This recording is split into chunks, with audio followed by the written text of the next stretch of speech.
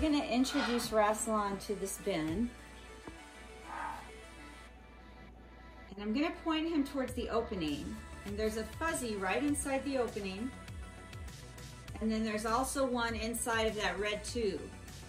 And I'm making this very, very simple for him because it's literally his first time doing any kind of puzzle feeding or any kind of maze whatsoever. And this really isn't even a maze. This is more of a puzzle feeder. So he just has to figure out the puzzle. What does he have to do in order to get his food? I just put him near the opening. I didn't stick him inside. And when he caught the scent of the rodent, he started placing himself inside the box. And now he's looking at and sniffing the rodent. Now, corn snakes are constrictors, and sometimes they do strike at, grab, wrap, and constrict their prey. But I find that under human care, in a captive environment, when they're presented with frozen thawed rodents or other food items, they don't always strike and constrict the prey. Sometimes they do exactly what Rassilon just did, and they locate the food item, they sniff it and investigate it, and then they just open their mouth and bite it and start to eat it right away.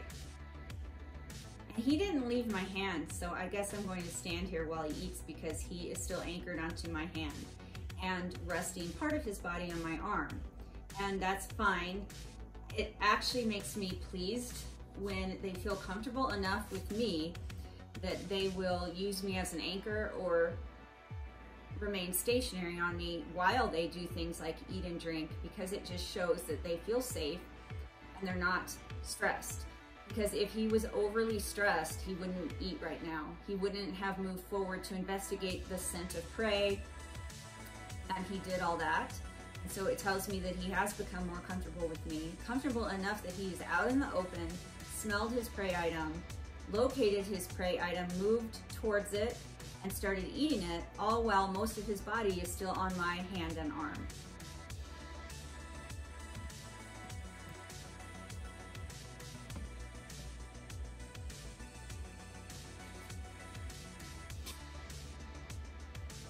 He's found the second food item in the tube now. I didn't make this difficult for him. It's just an easy introduction to this type of feeding situation. Eventually, it's fun for keepers, and it's also mentally stimulating and provides physical exercise to set the snakes up in a maze and let them forage for the food. And with our corn snakes and our bull snake that already do this type of feeding, it can keep them occupied for a while, and it provides a lot of enrichment for them to be able to forage for their food, find it, eat it, and then keep looking. And I find with the corn snakes and the bull snakes / gopher snakes that that's exactly what they do. They'll find the food, they'll start eating it, they'll eat it right away, and then they will move on and they will continue to search for more food. When I do this exercise with our carpet pythons and our Brussels pythons, they find the food, they eat it. I'm training them to eat it when they find it frozen thawed. Some of them are still not at the point where they will eat it if it's not moving, and so once they find it, I'll wiggle it with tongs and they'll eat it. But either way, once the pythons find the food, they then eat the food and then get in an ambush position in that very location, and they will remain there literally for hours in an ambush position looking down at the spot where they just found and consumed their prey item.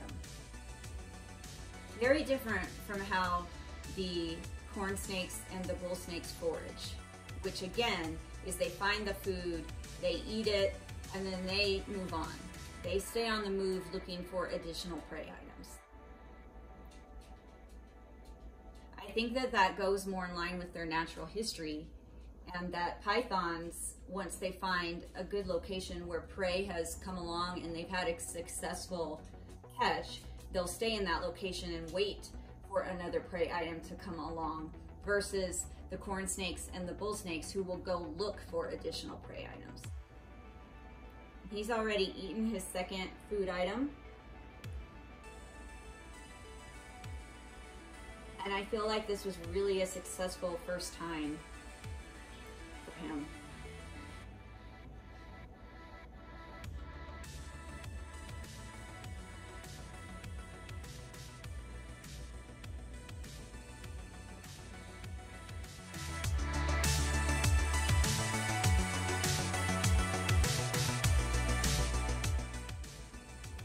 Now what he's doing is he's sort of looking for more. He swallowed the food and now he's searching the area, tongue flicking, smelling the area to see if there's any more.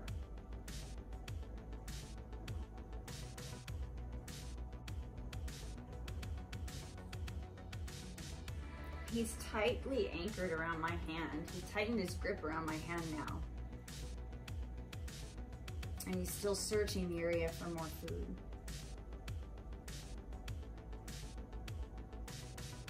And now he's coming back out. Nope, now he's going back in. I'm just letting him explore now. Explore this tub that we often use as a activity station for target training, station training, and puzzle feeding. And this exploratory behavior is excellent. I want him to build his resiliency to strange and novel situations by doing activities like this. And by bringing him out like this and having him do these activities, he's getting more and more accustomed to our household, the people and animals in it, to me, and he's getting more accustomed to making his own choices and making decisions on where he decides to go, what he decides to do, if he decides to stay near me or move away from me. Right now, this is all his choice. I have him set up in a safe environment where I'm watching him and he is free to do as he pleases.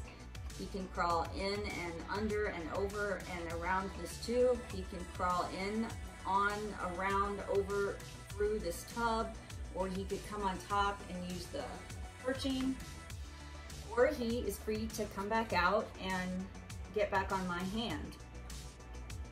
He's starting to really loosen his grip on me.